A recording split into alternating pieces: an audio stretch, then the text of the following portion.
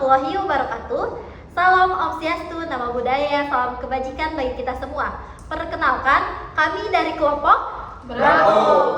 ingin berdiskusi mengenai tentang pidana dan pemidanaan, tentang sanksi-sanksi pidana, pidana bersyarat, pidana tutupan, pelepasan bersyarat, dan yang terakhir yaitu tujuan pemidanaan. Bersama saya Intan Nuraini dan rekan saya Alika Nadina Nuraliza, Siti Nur Azizah, Adinda Aulianisa, Nauras Kasapana, Ahmad Zaki Aulia Harahap, Hidayat Syibyan, Rana dan Nafi.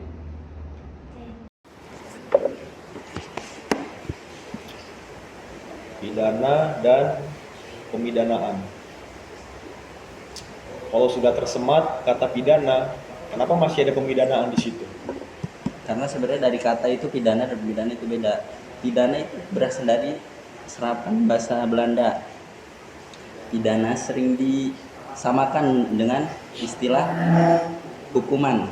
Padahal sebenarnya dua kata itu berbeda ya. Tetap perbedaannya antara hukuman dan pidana. Pidana itu harus berdasarkan ketentuan formal atau ketentuan undang-undang, sedangkan hukuman itu lebih luas, lebih mencakup lebih dari pidana itu sendiri pengertiannya.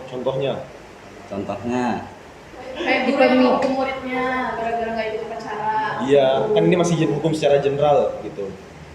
contohnya Jadi apa aja, misal polisi menilang, guru menghukum begitu. Pada ada menembak gitu, bebas. iya. Contohnya seperti kayak kasus korupsi, penilangan, pencurian. Sebentar, gue potong, mohon maaf. Yang lu sebutin barusan itu tindakan pidana atau pemidanaannya? Tindakan pidana. Tindakan pidana ya, oke lanjut.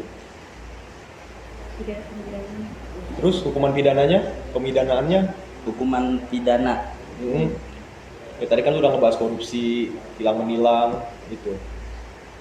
Iya, itu ada apa aja pemidanannya? ada pidana denda, pidana pokok sama pidana tambahan. Iya. Yang termasuk pidana pokok itu ada Berapa kira-kira itu semua? ada berapa ya? Bentar. Ini nggak macam apa? Jangan terlalu kaku makanya, interaktif aja. Ini pidana pokok pasal 10 KUHP lama. Di sini dijelaskan ada pidana mati, penjara, kurungan, denda, serta tutupan. Sedangkan yang tambahan itu ada pencabutan hak-hak tertentu, perampasan barang-barang tertentu, pengumuman putusan hakim. Iya. Hai guys, lagi pada bahas apa sih? Kayaknya seru banget deh dari masa kuliah. Kita lagi diskusi nih soal pidana dan pemidanaan. Oh, pidana dan pemidanaan. Kalian tahu gak sih sekarang kan ada KUHP baru ya? Ya kan? Yang pasal 10 KUHP. Oh, di situ ada pidana pokok sama pidana tambahan ya? Iya. Oh, itu namanya sanksi-sanksi pidana ya, sanksi-sanksi dalam pidana ya? Oh. Terus kalau contohnya dari pidana mati itu bisa dijelasin nggak sih kayak gimana? Aku kurang paham deh tentang pidana mati. Nah, pidana mati itu bentuk pidana yang paling berat yang diberikan oleh sistem peradilan negara ke orang yang melakukan tindak pidana yang berat. Contohnya kayak misal kasus narkoba Freddy Budiman kayak gitu. Nah, dia tuh udah berkali-kali ditangkap sama pihak berwajib. Lalu yang kasus terakhir kalinya dia itu tertangkap karena menyelundupkan 500 gram sabu-sabu. Jadi dia divonis sama pengadilan untuk dipidana mati gitu. Terus kalau di sekarang kan ada KUHP baru ya, itu Iya. pidana mati itu masih masuk pidana pokok atau pidana tambahan ya? Nah, kalau buat di KUHP baru, pidana mati itu emang masuk ke pidana khusus karena ada pertimbangan-pertimbangan kayak tentang pelanggaran HAM gitu. Jadi dalam KUHP baru pidana mati itu merupakan ancaman yang diberikan secara alternatif terus dikasih masa percobaan. Oh, gitu. kayak gitu. Oke, oke. Jadi aku paham nih tentang pidana mati di Indonesia yang sekarang udah berubah ya, bukannya jadi pidana pokok lagi, melainkan jadi pidana khusus ya. Oke, aku paham. Mungkin ini yang kedua ada pidana penjara ya. Pidana Iya. penjara. Ini ada pidana penjara, kurungan sama Denda. ya. Itu maksudnya penjara sama kurungan tuh apa ya? Kayaknya hampir mirip-mirip ya. Terus kenapa kalau misalkan udah ada penjara kurungan harus dapat denda lagi? Kenapa ya?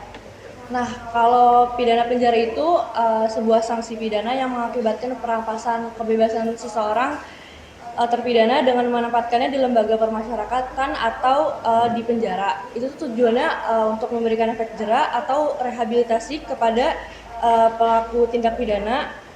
Nah, kalau durasi pidana penjara itu dapat berlangsung lama tergantung pada beratnya kejahatan. Kalau misalnya pidana kurungan itu juga salah satu bentuk sanksi pidana juga yang melibatkan perampasan kebebasan, tetapi dalam waktu yang lebih singkat dan dengan kondisi yang kurang ketat dibandingkan dengan pidana penjara. Tujuannya juga sama sebagai hukuman atas pelanggaran ringan atau kejahatan yang tidak terlalu berat. Kalau misalnya pidana denda itu juga sanksi pidana berupa pembayaran sejumlah uang tertentu oleh terpidana buat negara. Tujuannya itu untuk menghukum pelaku tindak pidana dengan beban finansial serta memberikan kompensasi kepada masyarakat atau negara. Gitu. Oh, kalau misalkan ada nggak sih di Indonesia ini contoh dari pidana penjara sama pidana denda gitu, kayak contoh suatu oknum tertentu melakukan kesalahan atau pelanggaran, terus dia disanksi pidana penjara juga, terus dia disanksi pidana denda juga, ada nggak sih oknumnya? Ada contoh kasus itu kayak contoh kasus penjualan kulit harimau yang di Aceh. Itu dia kayak menjual bagian-bagian satwa yang dilindungi, kan itu nggak boleh ya. Jadi dia tuh kayak menjual kulit harimaunya beserta tulang-tulangnya gitu. Nah, karena perbuatannya tersebut itu tuh diancam penjara 5 tahun dan denda 1 juta. Wah, berarti hukum di Indonesia ini sudah ditegakkan dengan adil ya. Kalau misalkan dia udah di penjara juga dan didenda juga.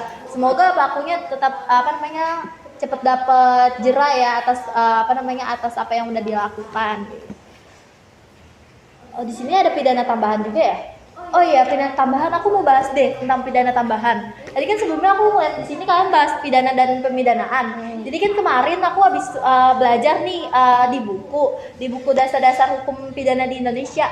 Aku ngeliat nih tentang pidana tambahan, ada pencabutan hak-hak tertentu, perampasan barang-barang tertentu, dan yang terakhir itu ada pengumuman putusan hakim. Nah, di pencabutan hak-hak tertentu itu di pencabutan hak-hak tertentu itu aku baca di bukunya yang dasar hukum pidana di Indonesia ya. Buku aku sama kayak gini juga pas kemarin aku baca. Nah, pas kemarin aku baca buku ini itu pas apa ya? Oh ya. Nah, pencabutan hak tertentu tuh kayak pencabutan hak suatu pidana di bidang kehormatan dengan melalui 2 cara, yaitu tidak bersifat otomatis tetapi harus ditetapkan dengan putusan hakim dan tidak berlaku selama hidup, tetapi menurut jangka waktu menurut undang-undang dengan suatu putusan hakim. Nah, tentang pencabutan hak-hak tertentu ini udah diatur loh dalam pasal 35 KUHP lama yang menyatakan hak-hak tertentu yang harus dicabut. Nah, udah ada juga nih contoh kasusnya yang hak-hak tertentu yang dicabut, yaitu yang pertama kali yaitu hak-hak memegang jabatan pada umumnya atau jabatan tertentu. Itu biasanya ada di kasus yang kata hak politik dapat dicabut apabila pejabat publik melakukan tindak pidana korupsi. Kan sekarang banyak banget nih pejabat-pejabat yang melakukan korupsi. Nah, pejabat itu bisa dihapus hak politiknya karena ada pasal 35 KUHP di situ. Nah, di situ di pasal 35 KUHP, di situ sudah dijelaskan juga aturan ini merupakan bentuk hukuman karena yang bersangkutan tidak amanah dalam memegang jabatan publik dan agar tidak bisa lagi menyalahgunakan wewenangnya. Jadi itu merupakan sanksi pidana. Cuma sanksi pidana itu ada di pidana tambahan, bukan di pidana pokok. Nah, Pencabutan hak politik ini dimuat dalam putusan hakim sebagai pidana tambahan. Pencabutan ini berkaitan erat dengan hak asasi manusia atau dikenal dengan non-derogable serta derogable, di mana sifat derogable right bisa dicabut atau diperpanjang apabila terjadi hal genting yang menuntut hak tersebut harus dicabut. Nah, yang selanjutnya tuh aku baca juga tentang itu loh, perampasan barang tertentu. Kamu tahu gak kasusnya ini? Kasusnya, iya? Kasusnya Deborah. Oh, Deborah. Yang mana tuh? Yang mana sih kasus Deborah? Yang Universitas Trisakti itu. Oh, aku baru inget. Aku pernah baca di web yang Universitas Trisakti ya. Oh, yang dia itu mahasiswa aktif jurusan manajemen, ya nggak sih? Iya. Oh, aku tahu nih. Dia ini aku pernah baca tahu di dalam apa sih namanya? Aku pernah baca di dalam apa sih namanya? Internet. Dia itu melakukan penipuan dan juga penggelapan. Nih, sebentar ya. Aku pernah baca sih di sini. Oh iya. Nah, Giska Deborah ini, dia ini kasusnya ini penipuan tiket Coldplay yang menggelegar konser di Jakarta. Waktu itu kan ada konser Jakarta ya, yang konser apa namanya? Konser Coldplay itu loh. Nah, Giska Deborah ini melakukan apa sih namanya, penipuan gitu. Nah, dia ini motifnya ini bahwa dia ini udah pernah nih apa sih namanya, sering kali melakukan jasa titip apa namanya, tiket-tiket. Just tip tiket-tiket ya kan. Ya. Nah, tapi yang just tipnya yang ini dia melakukan tiket apa namanya, tiket palsu gitu. Jadi dia udah memberikan, jadi dia just tip, tapi tiket yang diberikan online gitu. Iya, secara online. Jadi tiket yang diberikan, dikasih itu tiket palsu, bukan tiket asli taunya.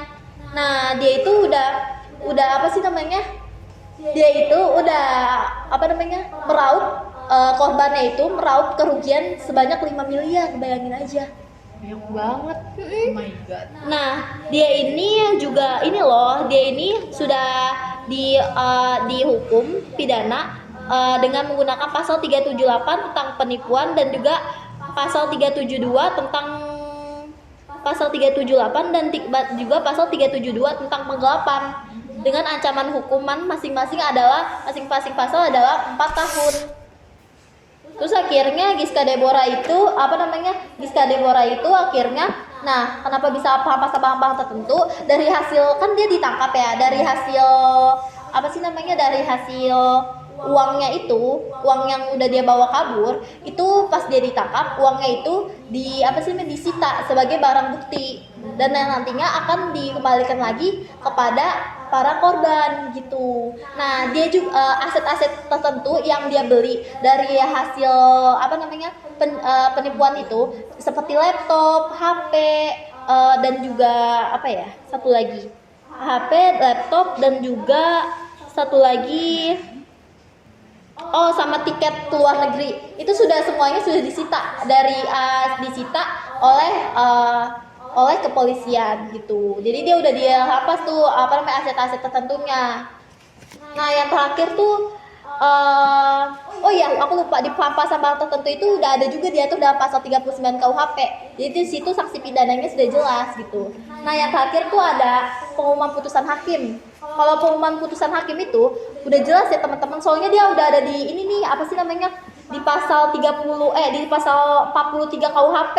Jadi udah dijelasin bahwa apabila hakim memerintahkan supaya diumumkan berdasarkan kitab undang-undang atau aturan umum yang lain, maka harus ditetapkan pula bagaimana cara melaksanakan perintah atas biaya terpidana. Nah, jadi kalau diperhatikan, delik-delik yang dapat dijatuhi tambahan berupa pengumuman putusan hakim. Jadi dapat disimpulkan ya, tujuan dari pemidanaan ini sebenarnya itu untuk menghindari masyarakat dari kasus penggelapan, penipuan, ataupun kejahatan yang beredar gitu. Nah, di putusan hakim juga bisa kalian lihat tuh di pasal 43 KUHP lama.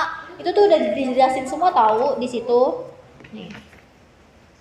Tuh, jika hakim memerintahkan supaya putusan diumumkan berdasarkan kitab undang-undang ini atau aturan-aturan umum yang lain, maka ia harus menetapkan pula bagaimana cara melaksanakan perintah itu atas biaya terpidana gitu. Jadi semua keputusan harus melalui putusan hakim, dan putusan hakim itu sudah dijelaskan pada pasal 34 KUHP lama. Itu teman-teman. Ngapain nih? Ini lagi bahas-bahas yang tadi pidana dan pemidanaan. Diskusi. Iya. Garing banget diskusinya, nggak hidup. Ayo lah, kita diskusi, join.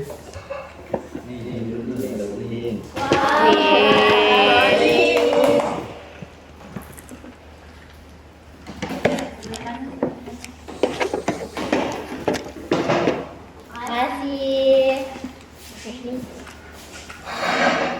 Udah berjalan sampai mana tadi diskusinya? Tadi udah sampai ini Hidayat, kita udah sampai Jenis-jenis pidana tambahan. pemidanaan.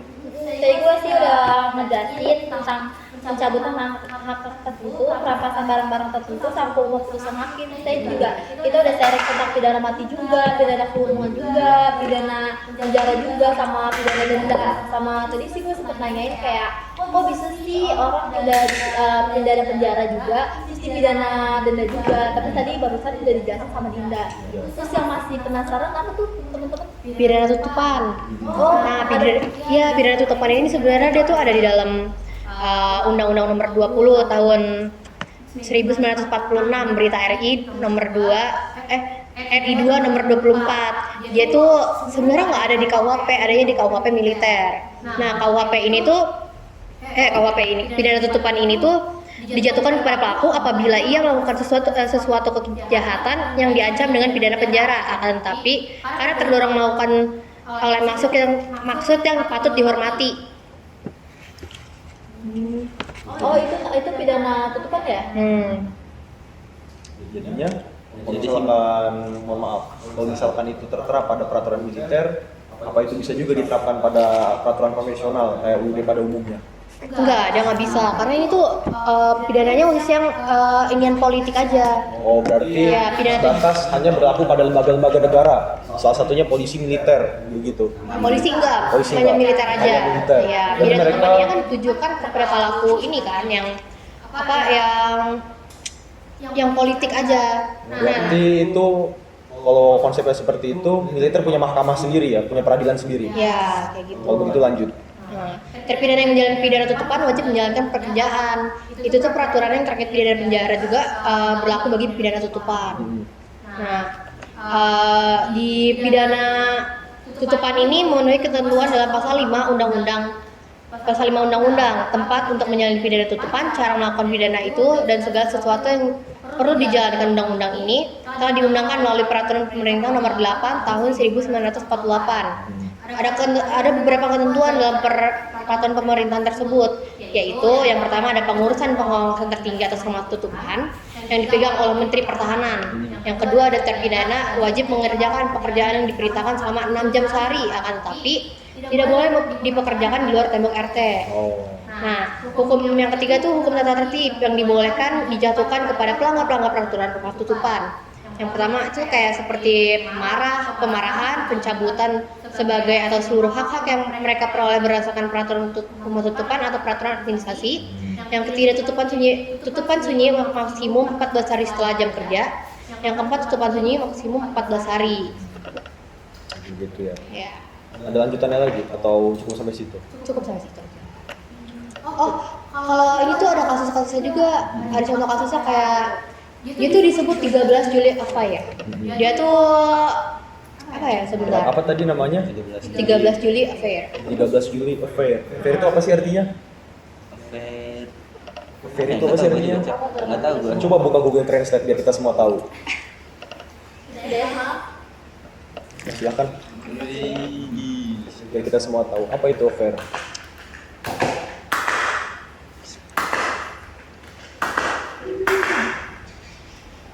Ntar nih gue cari nih. Coba saling cari. Kuasa usaha. Kuasa usaha. Iya. Oh, berarti ada tindakan peradilan pada tanggal 13 Juli itu. Iya. Ya, coba dijelaskan. Suatu tindak pidana yang dijatuhi sanksi pidana tutupan ini kan ada di 13 Juli ini kan, 17 Februari ini. Dia itu tuh pidana tutupannya pernah dijatuhi putusan Mahkamah Tentara Agung pada 27 Mei 1948 yang mengadili para pelaku kejahatan yang dikenal dengan sebutan peristiwa 3 Juli 1946. Ya. Latar belakang peristiwa ini tuh ketidakpuasan pihak oposisi terhadap politik diplomasi yang dilakukan oleh pemerintah Indonesia terhadap Belanda. Berarti kalau tahun segitu masih ada kaitannya sama agresi militer Belanda 2 itu. Iya. Paham. Mau dijelasin nggak kayak penelitian dari 13 Juli ini apa? Boleh, silahkan. Nah, di peristiwa ini tuh ada penelitiannya yang aku baca. Pertama, dasar pertimbangan hakim dalam penjatuhan pidana tutupan pada terpidana 13 Juli affair ini mencakup pertimbangan yuridis yang didasarkan pada pemenuhan setiap unsur dalam tindak pidana makar. Pertimbangan non yuridis yang berfokus pada akibat untuk menggulingkan pemerintahan yang sah tidak berwujud, serta pertimbangan untuk menjatuhkan pidana tutupan disebabkan adanya maksud yang patut dihormati dalam tindakannya dengan tujuan memperbaiki nusa dan bangsa. Yang kedua, kedudukan pidana tutupan dari perspektif tujuan pemidanaan sejalan dengan teori gabungan yang menitik beratkan pada tata tertib masyarakat. Tujuan pidana tutupan sebagai pembalasan atas tindakan pelaku, namun di sisi lain juga untuk menciptakan ketertiban masyarakat dan melindungi masyarakat melalui pembatasan kebebasan dari pelaku tindak pidana yang terpidana, tutupan dan pemisahan penempatan dari masyarakat. Tadi kan kamu udah ngebahas tentang pidana tutupan ya. Terus selanjutnya ada pidana apa sih yang sebenarnya tahu apa yang jadi pidana tutupan? Kalau aku sih ada pidana bersyarat ya, tapi aku kurang mendalami gitu pidana persyarat. Ada yang bisa ini nggak jelasin? Kamu tahu katanya. Ini ada narasi nih, Coba baca. penjelasan seputar pidana bersyarat. Dipakai ya. Ya, gua telat. Dari mana? Iya nggak apa-apa. Dari mana lu? Hujan tadi ya? Iya. Hujan. Buset, untung nggak kehujanan. Kehujanan, Pak. Kita lagi bahas seru banget sih. Tadi kita lagi bahas pidana sampai pidanaan. Terus tadi kita udah bahas pidana pokok, tambahan, pidana apa tutupan ya. Nah sekarang kita lagi membahas pidana bersyarat nih. Kebetulan. tadi. Iya nggak apa-apa. Iya nggak apa-apa, langsung duduk aja biar kita diskusi bareng-bareng. Nah pidana bersyarat nih, tadi kita udah dijelasin nama masing-masing. Nah pidana bersyarat udah dijelasin nama temen kita nih, Hidayat. Tadi kan aku sempet tanyain tentang pidana bersyarat tuh kayak gimana aja sih. Nanti bakal mau dijelasin sekalian sama contoh-contoh kasusnya ya. Iya. Bahas yuk. Gitu. Oke, kebetulan gue juga udah siapin narasi nih seputar pengertian pidana bersyarat.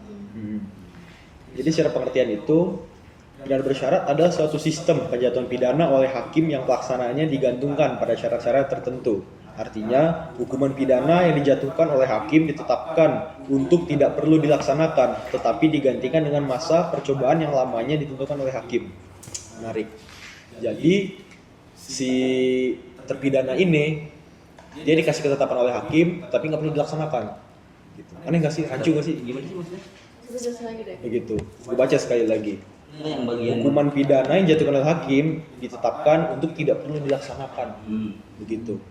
Yang berarti ada suatu hal tertentu nih yang emang si terpidana ini harus melakukan gitu. Bukan harus melakukan juga sih, ada syarat ya berarti. Poin daripada pidana bersyarat itu. Lanjut, hal ini berlaku selama syarat-syarat yang ditentukan oleh hakim dalam putusannya tidak dilanggar oleh terpidana. Jika syarat-syarat tersebut dilanggar, maka pidana yang dijatuhkan akan berlaku dan harus dilaksanakan secara penuh oleh terpidana. Berarti si terpidana ini dia diberikan syarat oleh hakim, mungkin untuk ia terbebas ya, dengan kurun waktu beberapa waktu, dan dia harus menyelesaikan dan tidak boleh melanggar. Apabila dia melanggar mungkin bisa aja dikenakan pidana secara langsung begitu. Secara langsung. Ada bingung lagi nggak? Tapi pidana bersyarat tuh bentuknya harus kurungan gitu apa? Ada selain nggak? Nah, kayaknya lebih enak kalau gua jelasin dasar hukumnya dulu. Oh iya, siap. Pidana bersyarat diatur dalam pasal 14A hingga pasal 14F Kitab Undang-Undang Hukum Pidana atau KUHP. Pasal 14A KUHP menyatakan bahwa apabila hakim menjatuhkan pidana penjara paling lama 1 tahun atau dalam pidana kurungan, nah berarti bisa tuh syaratnya itu bisa kurungan. Tidak termasuk pidana kurungan pengganti. Nah, berarti beda lagi di luar daripada itu. Maka dalam putusannya hakim dapat memerintahkan bahwa pidana tersebut tidak usah dijalani kecuali jika kemudian hari ada putusan hakim yang menentukan lain disebabkan karena terpidana melakukan suatu tindak pidana sebelum masa percobaan yang ditentukan habis atau karena terpidana selama masa percobaan tidak memenuhi syarat khusus yang mungkin ditentukan dalam perintah itu. Benar berarti tadi kayak prasangka kita di awal bahwasanya semisal memang si terpidana ini dilakukan kesalahan atau pelanggaran itu bisa ditetapkan dan mungkin atau dia bisa bertingkah baik dalam masa bersyaratnya itu ya mungkin dia bisa langsung dibebaskan atau dikurangi bersyarat, yang mohon maaf. Masih ada bingung nggak sampai sini kira-kira? Tapi kenapa sih harus ada pidana bersyarat itu tadi? Tujuan pidana bersyarat, gue bacain dulu nih. Tujuan dari pidana bersyarat adalah untuk memberikan kesempatan kepada terpidana agar dapat memperbaiki diri selama masa percobaan dan tidak melakukan tindak pidana lagi. Tujuan dari pidana bersyarat kesempatan kepada terpidana agar dapat memperbaiki diri masa percobaan dan tidak melakukan tindak pidana lagi. Mungkin ada beberapa kriteria khusus yang si hakim ini lakukan agar si terpidana ini dia tuh nggak melakukan tindak pidana. Berarti ada sebuah ancaman di sini. Yang diharapkan itu si terpidana ini bakal jerah ke depannya, nggak akan melakukan lagi. Kayak begitu. Gue izin lanjut. Pidana bersyarat juga bertujuan untuk menghindarkan terpidana dari dampak negatif pidana penjara seperti stigma sosial dan gangguan terhadap proses resosialisasi. Agak menarik nih. Apa tuh?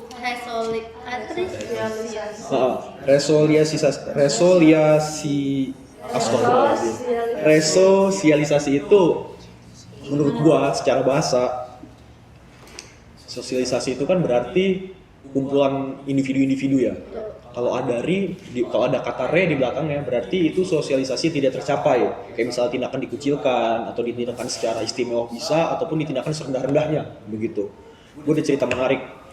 Gue dulu punya teman, dia pernah di penjara gara-gara kasus narkoba. Kebetulan dia di penjara di Lapas Bulak Kapal. Ya, Bulak Kapal Bekasi.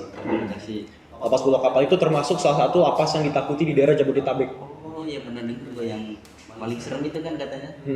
Di situ. Lanjut. Karena di situ emang isinya preman-preman dan emang orang-orang yang oknum masyarakat yang kelas kakap gitu, tapi bukan kelas mafia gitu di situ. Jadi teman gue ini itu pernah cerita ke gue bahwasannya stigma sosial di penjara itu emang beneran ada begitu loh. Stigma sosial. Kayak misal contoh, gue di penjara karena gue berantem lawan begal begitu. Gue dibegal dan gue berantem dan begalnya mati. Ya. Dan yang kedua, kayak misal lu Adan, ya, Kenapa? gue maaf banget nih di penjara karena kasus pemerkosaan. Maaf aja nih, ini analogi aja ya biar kita mudah menyerapnya begitu. Udah pemerkosaan, anak kecil pula nih yang diperkosa nih, begitu. Dan berikutnya kita tambah nih, mumpung ada satu teman kita baru datang, gitu. Si Adan, misal dia kasus pencurian kotak amal di gereja, kayak misal kayak gitu. Ada maaf si Zaki, kayak gitu. Dari situ ntar bakal muncul nih stigma sosial karena temen gua, begitu. Kayak misal gua masuk lapas dan gue ditanya nih sama misal kayak pentolan penjaranya nih, jagoan di penjara ini, kenapa lu masuk penjara sini? Oh ini bang, gue berantem lawan begal dan begalnya mati. Wah gue salut sama tindakan lu. Akhirnya gue dilindungi sama si pentolan penjara ini. Dan kemudian gak lama Adan masuk nih, ditanyain, lu ngapa bisa masuk sini? Nah, gue merkosa orang bang. Astagfirullah kayak gitu kan. Lu merkosa siapa? Anak kecil. Wah udah nih pasti abis kayak begitu. Apa namanya, adegan di film-film itu ada itu nyata. Klaim sosial yang dari stigma ini tuh emang beneran ada. tapi emang harus gitu sih ya. Soalnya kan rendah banget aja bisa memerkosa. Nah, iya itu hina banget itu ya, kayak udah pemerkosaan kecil pula kan, pedofil nggak sih kayak gitu? Pedofil Udah parah banget itu. Terus habis itu kayak misal tindakannya si Jaki tadi nyolong kotak amal di gereja. Kotak amal di gereja. Iya. Ada kita adain. Oke. Kayak gitu kan. Kenapa lu masuk sini? Gue nyolong bang. Apa yang lu colong? Kotak amal. Oh di masjid? Enggak bang, gereja. Wah gitu kan. Bisa jadi mungkin tahanan-tahanan yang Nasrani gitu kan, dia bisa panas kayak gitu. Jadi dia mungkin dicecernya sama tahanan-tahanan yang non-muslim, yang orang-orang pernah ke gereja, dan mungkin gue bisa jadi gue diincer juga sama orang-orang yang kena kasus begal di situ. Dan lu nih yang paling parah mungkin. Semua tahanan dari segala lini itu mungkin bisa ngeroyok lu di situ. Dan itu stigma yang nyata. Tapi sepengetahuan lo aja nih, di penjara tuh emang digabungin jadi satu. Misalnya kayak kasus begal, digabungin kasus pemerkosaan, kasus pencurian, nggak dipisah-pisah. Enggak. Berarti jadi satu. Jadi teman gue itu juga cerita, gue juga pernah nanya hal itu sama teman gue Dan. Gue nanya, di situ segala tindak pidana itu ada ya? Oh ada ya katanya. Dari yang maling HP, maling laptop, gitu, sampai maling kotak amal gereja juga ada kayak gitu, pemerkosa sampai pedofilia pun ada di situ kan kayak gitu. Dan tapi dia bilang ke gue ada disclaimer di sini, tapi gue bingung ya, apa lu bro bingung? Dari sekian banyaknya oknum masyarakat di situ, satu yang nggak ada gitu, oknum pejabat yang dia bilang nggak ada itu. Sekecil-kecilnya nih, sekelas lurah aja, dari lurah itu udah nggak ada, apalagi camat, apalagi dewan, ya kan, apalagi sampai gubernur. Kenapa dia bisa gitu? Wah, nggak tahu dong, itu mah perkara dalam kayaknya itu. Karena yang di atas ya. Oh, Tapi yang di atas mungkin. doang. Gue merasa sih seperti itu. Kalau misalkan emang lapas ini diperuntukkan oleh segala lini gitu kan, kenapa sih oknum pejabat itu nggak ada kayak gitu? Karena kan ini juga sama-sama masyarakat kan, itu diatur dalam konstitusi negara kita loh. Mungkin ya dibedain kelas penjaranya. Hmm. Dia yang Lampunya bagus ya. Oh enggak apa-apa. Ya, nanti kalau ada yang pulang nggak aman ya kontek-kontekan aja kita ya, kita saling menjaga satu sama lain ya, kayak begitu ya. Oke, gue izin lanjutkan. Syarat-syarat pidana bersyarat. Syarat-syarat pidana bersyarat. Oh, berarti pidana bersyaratnya ini ada Ada syarat-syaratnya. syaratnya lagi, begitu. Oke. Kalau nggak ada syaratnya lagi, kasihan. Kenapa kayak gitu? Gue bisa kena bersyarat gitu kan? Ada landasannya. Syarat-syarat yang menyertai pidana bersyarat terdiri dari syarat umum dan syarat khusus. Yang pertama nih, syarat umum. Terpidana tidak boleh melakukan tindak pidana selama masa percobaan. Kayak tadi kita bahas di awal ya, bahwasannya ketika si hakim sudah menetapkan si pidana ini mendapatkan pidana bersyarat, dan apabila dia melakukan pelanggaran, dia bisa langsung ditetapkan sebagai pidana tetap kayak gitu.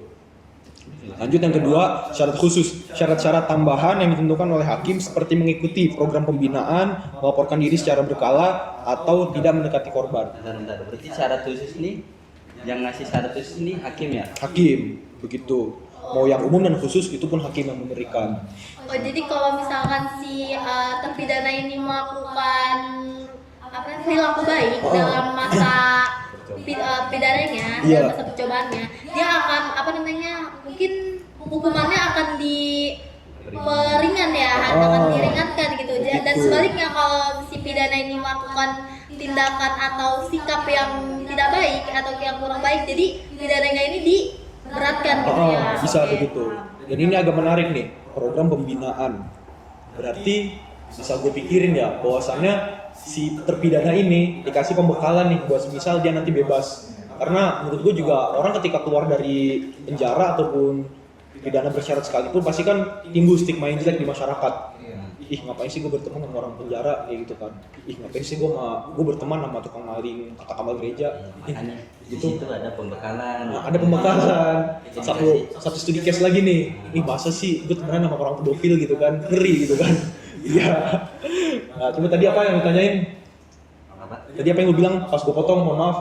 Iya, berarti sebelum dibebasin itu kayak ada pembekalannya gitu, Nah. dikasih skill-skill. Itu dia, mungkin skill secara verbal ya, bisa jadi kayak public speaker gitu, atau mungkin dia menjahit, membengkel, masak dan lain-lain. Dan itu menjadikan dia bekal kayak gitu. Walaupun pada kenyataannya orang yang di dalam masa tahanan atau masa bersyarat dikasih pembekalan itu tetap stigmanya jelek, orang nggak ada mau terima kerja karena ada apa? Syarat SKCK dari polisi gitu. Orang udah stigma jelek pasti. Nice. Sekarang pengawasan pidana bersyarat.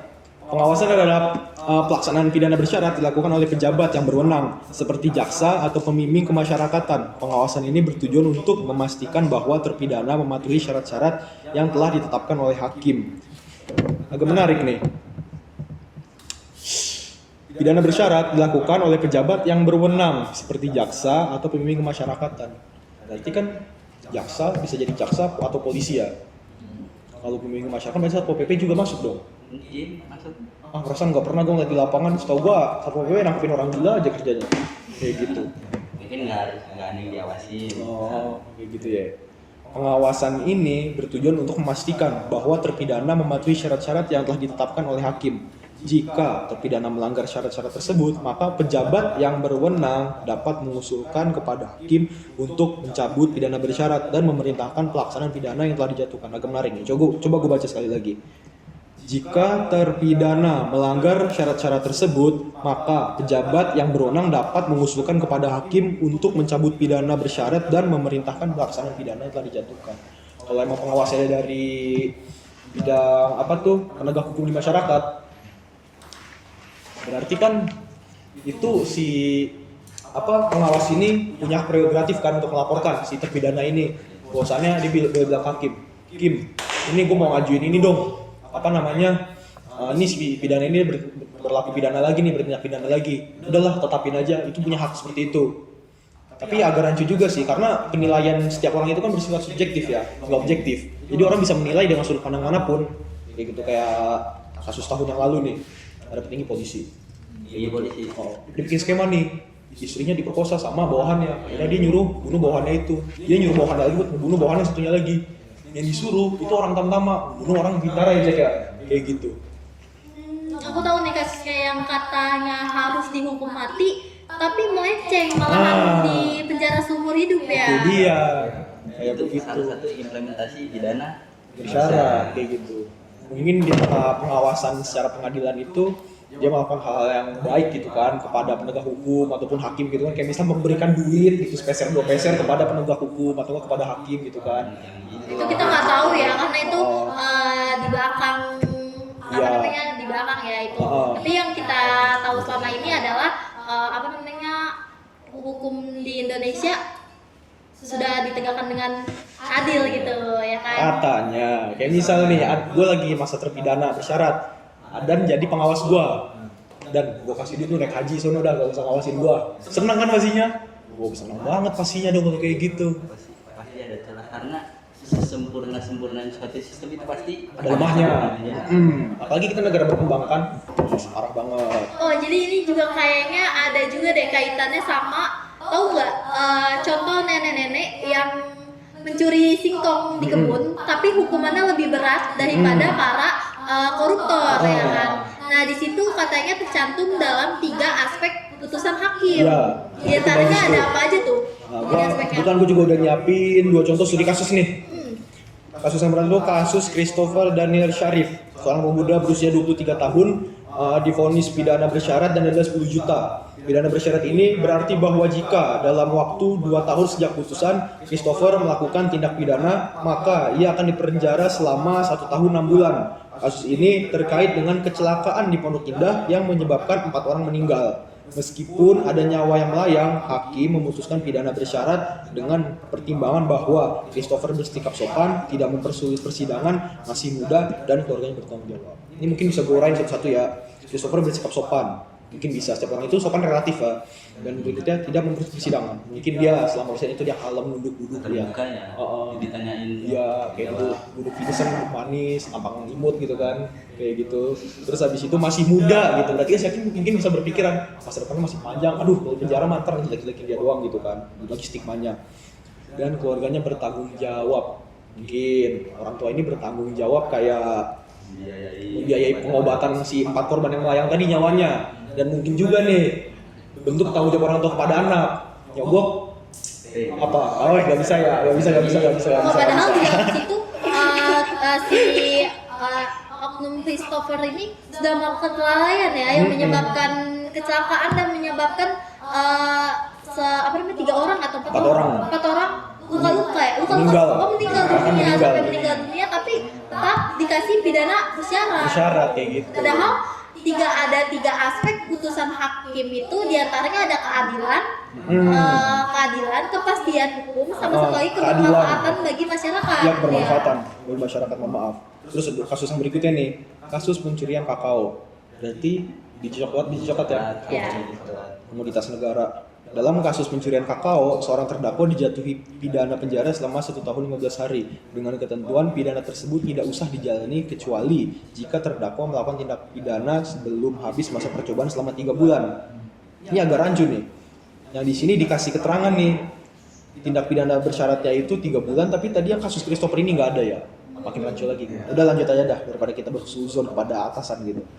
Hakim menjatuhkan pidana bersyarat dengan tujuan untuk membimbing atau memberi peringatan kepada terpidana agar tidak mengulangi tindak pidana dan untuk sarana edukasi bahwa tindak pidana yang dilakukan merupakan perbuatan tercela dan mengakibatkan pemidanaan. Hakim juga mempertimbangkan bahwa pidana bersyarat dapat mengurangi dampak buruk pidana penjara terutama bagi terdakwa yang sudah tua dan hanya mencuri buah kakao yang nilai tidak seberapa. Oke, tadi balik lagi di situ ada unsur bahwasannya si hakim ini bisa jadi dia khawatir akan stigma di penjara tadi. Ini Ini di sini keterangannya kan orang sudah tua ya.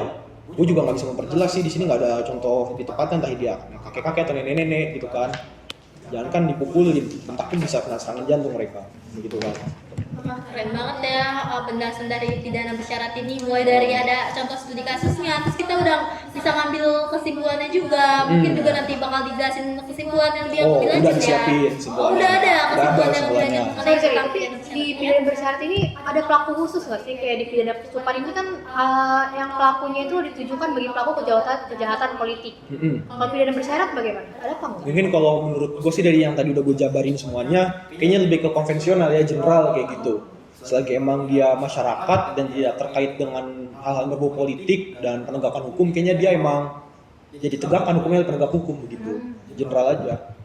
Oh, Oke. berarti ini kalau misalkan pidana bersyarat ini universal, sedangkan kalau pidana tutupan itu Ya bagi pelaku kejahatan politik aja. oh, jadi intinya kalau misalkan pidana bersyarat itu universal, sedangkan pidana tutupan itu yang apa namanya? Terpidana yang politik. Iya, kejahatan politik. Oh, kejahatan politik. Oke. Oke, gue lanjut baca kesimpulannya. Oh, ada kesimpulannya? Ada. Oke, boleh dibaca. Pidana bersyarat merupakan alternatif dari pidana penjara yang bertujuan untuk memberikan kesempatan kepada terpidana untuk memperbaiki diri selama masa percobaan. Dengan adanya syarat-syarat tertentu yang harus dipatuhi, pidana bersyarat diharapkan dapat mencegah terjadinya kejahatan di masa mendatang dan menghindarkan terpidana dari dampak negatif pidana penjara. Pengawasan yang ketat dan pelaksanaan yang tepat sangat penting untuk mencapai tujuan dari pidana bersyarat ini. Mungkin sekian aja dari gue. Terima kasih. Keren banget ya ampun tentang pidana bersyarat ya. Berarti tadi kita udah makasih ya udah jelasin tentang pidana bersyarat. Jadinya kan menambah ilmu kita juga ya, sharing tentang diskusi tentang pidana Iya. bersyarat juga. Menarik juga tadi pembahasannya. Nah, ada studi kasusnya juga gitu ya. Nah, tadi kan kita udah bahas nih tentang pidana pokok, pidana tambahan, kayak sanksi-sanksi pidana maksudnya. Terus ada juga tadi pidana tutupan, ada pidana bersyarat. Terus apalagi sih kayaknya masih ada ya pidana dan pemidanaan tuh. Ada pelepasan bersyarat. Kalau ada ke ya. Pelepasan bersyarat. Oh, jadi berarti ada perbedaan dong antara pelepasan bersyarat sama pidana bersyarat. Walaupun sama-sama bersyarat, pasti ada perbedaannya gitu. Iya. Bisa dibahas mungkin ya sama Alika nggak sih? Alika bisa nggak sih tadi? Oh, Alika. Iya, Oke, dia- kita mungkin nunggu Alikanya datang ke sini aja. Gue sekalian pamit ya. Terima kasih diskusinya asik banget ini. Ya, terima kasih. Oke, Gue oke. pamit ya. Bye. Duluan ya. Oke, bye. Tadi kan kita udah lihat ya tentang pidana tutupan, pidana bersyarat. Selanjutnya ada pelepasan bersyarat lagi ya. Iya nih. Pelepasan bersyarat. Pastinya tentang pidana bersyarat sama pelepasan bersyarat itu ada perbedaannya dong, ya kan? Karena aku penasaran nih, karena kan sama-sama bersyarat ya, tapi bedanya yang satu pidana bersyarat, yang satu pelepasan. Nah, apa sih perbedaannya? Nah, pidana bersyarat ini dikenakan ini buat ngeberi perlindungan kayak gitu, buat perlindungan masyarakat, menjaga keselamatan masyarakat, mencegah terjadi kejahatan. Sedangkan pelepasan bersyarat ini ditujuin buat narapidana untuk apa ya, masa percobaan gitu, agar setelah narapidananya menyelesaikan masa hukumannya itu bakal diterima dengan baik lagi oleh masyarakat. Oh gitu, jadi pelepasan bersyarat tuh pas saat dilepasnya ya Iya. narapidana tersebut. Sedangkan kalau pidana bersyarat itu pas saat dia menjalani hukuman gitu. Iya. Oh ya paham, untuk perlindungan gitu ya di pidana bersyarat gitu. Nah dalam pelepasan bersyarat tuh ada apa aja sih? Maksudnya ada dasar hukumnya sama contoh kasusnya? Nah, di pelepasan bersyarat ini itu tuh ketika seorang narapidana dibebasin padahal masa hukumannya belum selesai. Tujuannya itu agar narapidana ini ketika dia udah bebas dari masa hukumannya tuh dia bakal diterima dengan baik lagi oleh masyarakat. Nah, pelepasan bersyarat ini juga ada dalam pasal 15 sampai 17 KUHP. Terus 15 dan 17. oh 17 Ya, pelepasan bersyarat ini nggak cuma-cuma dikasih ke setiap narapidana. Emang ini milik semua narapidana, cuman ada ketentuan khususnya juga di KUHP. Yang pertama, narapidana berhak mendapatkan pelepasan bersyarat ketika dia sudah menjalani masa hukumannya, yaitu 2/3 maksudnya. Atau sekurang-kurangnya ini 9 bulan lah, kayak gitu. Yang kedua, sebelum pelepasan bersyarat dilakukan masa percobaan dan ditentukan syarat-syaratnya ketika masa percobaan. Nah, syarat-syaratnya ini juga ada syarat umum sama syarat khusus. Syarat umumnya ini kayak misalkan ketika masa percobaan si narapidananya ini gak boleh ngelakuin tindakan pidana yang lainnya gitu tuh, gak boleh ngelakuin hal-hal buruk gitu tuh selama masa percobaannya ini. Lama masa percobaannya ini, sisa masa hukumannya ditambah 1 tahun. Misalkan si narapidana dihukum 10 tahun. Nah, ketika dia dapat pelepasan bersyarat, tinggal sisa 1 tahun ditambah 1 tahun jadi 2 tahun. Kayak gitu.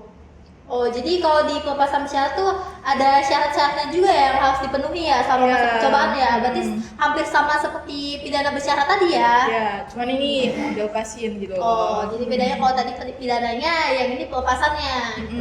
Iya. Nah, selama masa percobaannya ini juga syarat-syarat umum atau syarat khususnya ini bisa dirubah, bisa dicabut, bisa dihapus kayak gitu sesuai ketentuan hakimnya aja. Jika selama masa percobaan narapidana melanggar, maka syarat-syarat tersebut maka akan dicabut gitu loh. Jadi selama masa percobaan ini narapidana ini gak boleh ngelanggar lah kayak gitu. Ada yang tanya nggak? Udah sih, itu aja. Oh, jadi kayaknya ini hampir sama ya sama yang tadi dijelasin ya. Oh, ada kasusnya nggak sih, contoh kasusnya dari si Kebanyakan kasus ini tuh kayak yang korupsi aja sih itu. Gitu. Itu tadi ya dalam pelepasan bersyarat ya. Tuh. Tadi udah ada juga di pasal berapa? 15 sampai 17 KUHP. Ya. Ada kesimpulannya juga nih. Oh, ada kesimpulannya Ya. dari pelepasan bersyarat. Apa tuh kesimpulannya dari pelepasan bersyarat? Pelepasan bersyarat ini merupakan milik bagi setiap narapidana, tapi tidak semua narapidana harus mendapatkannya. Jadi nggak harus semuanya dapat, tapi milik narapidana. Hal ini tergantung apabila narapidana selama menjalankan proses permasyarakatannya berlaku baik apa enggak. Jadi tergantung sikap dia baik apa enggak gitu. Kalau sikap dia emang selama masa permasyarakatannya baik, baru dikasih persyaratan ini. Sorry, tadi itu kondisi apa ya kalau dia tuh dapat pelepasan bersyarat? Apa? Kondisi apa dia tuh narapidana ini dapat pelepasan bersyarat? Kondisinya ketika dia di permasyarakatan nih, tergantung kondisinya dia baik apa enggak gitu loh. Oh, berarti selama hukumannya dia berkelakuan baik atau Iya. tidak ya? Oh, gitu. Terus ini tuh jadi kewenangan yang memberikan hak tersebut itu ada pada negara atau menteri kehakiman itu sendiri.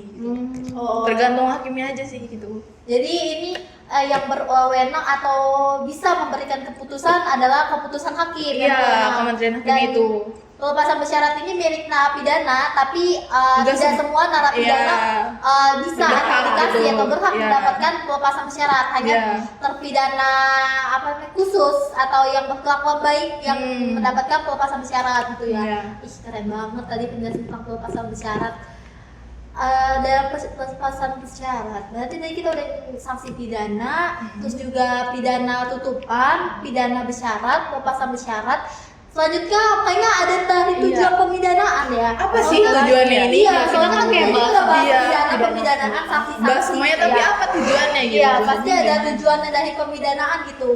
Karena kan nggak mungkin banget ya kita narapidana di penjara, dapat kurungan, dapat denda, dapat sanksi-sanksi yang lain, sedangkan nggak ada tujuannya gitu.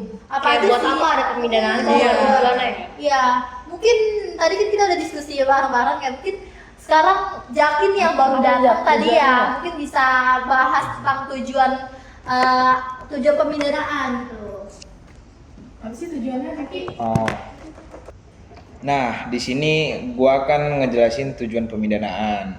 Nah, yang dimaksud dengan tujuan pemidanaan di sini yaitu penjatuhan pidana kepada orang yang dianggap bersalah menurut hukum pidana secara garis besar dapat bertolak dari perbuatan terpidana di masa lalu dan untuk kepentingan di masa yang akan datang. Nah, di sini apabila bertolak ke masa lalu, maka tujuan pemidanaan adalah sebagai balasan tetapi berorientasi di masa yang akan datang dan maka tujuan pidana yang dimaksud di dalam sini adalah untuk memperbaiki kelakuan terpidana, atau pelaku yang dipidana gitu. Nah, di sini gua juga ngejelasin tentang Oh, berarti dia itu dalam tujuannya ini ada tujuan tertentu ya untuk memperbaiki si pelaku tersebut. Untuk memperbaiki Biar tobat gitu ya. tingkah laku dari si pelaku narapidana tersebut Iya. ya. Berarti di situ pasti dalam tujuan tersebut juga ada dasar hukumnya yang mengatur ya. Nggak mungkin Ada. dalam hukum tuh nggak ada dasar hukum yang mengatur ya. Ada. Nah, di sini dasar hukum yang dimaksud dengan tujuan pemidanaan dalam naskah rancangan undang-undang Kitab Undang-Undang Hukum Pidana tahun 2005 mengenai tujuan pemidanaan diatur dalam pasal 54, yaitu yang pertama ada pemidanaan bertujuan. Yang pertama, mencegah dilakukannya tindak pidana dengan menegakkan norma hukum demi pengayoman masyarakat. Dan yang kedua ada memasyarakatkan narapidana dengan mengadakan pembinaan sehingga menjadi orang yang baik dan berguna. Dan yang ketiga, menyelesaikan konflik yang ditimbulkan oleh tindak pidana, memulihkan keseimbangan dan mendatangkan rasa damai dalam masyarakat dan membebaskan rasa bersalah para terpidana.